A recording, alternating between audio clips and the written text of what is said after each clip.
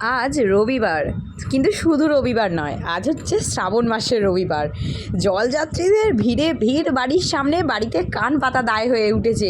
আর সেই আওয়াজে আমি বাড়িতে একদম থাকতে পারছি না। কতক্ষণে সেই জলযাত্রীদের দেখতে যাব, সেই জন্য মন একবারে আনচান করছে। সকালবেলা তো মা চলে এসেছে বাড়িতে, আর বড়মশাই তো দোকানে কাজে। ব্যাস, দুপুরবেলা খাওয়া দাওয়াটা যেই হয়েছে, আর আমাকে কে আটকায়। কাজ টাজ গুছিয়ে চলে এসেছি রাস্তার ধারে জলযাত্রী দেখতে।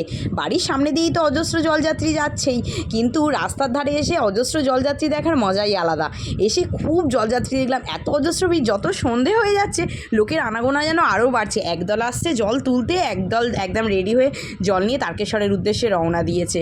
আর দেখো, যখন বাড়ি ফিরছি, তারামার ঘাটে এসেছি, অনেকটাই ফাঁকা ফাঁকা হয়ে এসছে। সমস্ত জলযাত্রী জল নিয়ে যে তারকেশ্বরের উদ্দেশ্যে রওনা দিয়েছে। এরপর বাড়িতে ঢুকতে না ঢুকতেই চলে এলো তেড়ে বৃষ্টি। ঠিক টাইমটাতেই বাড়ি চলে এসেছি।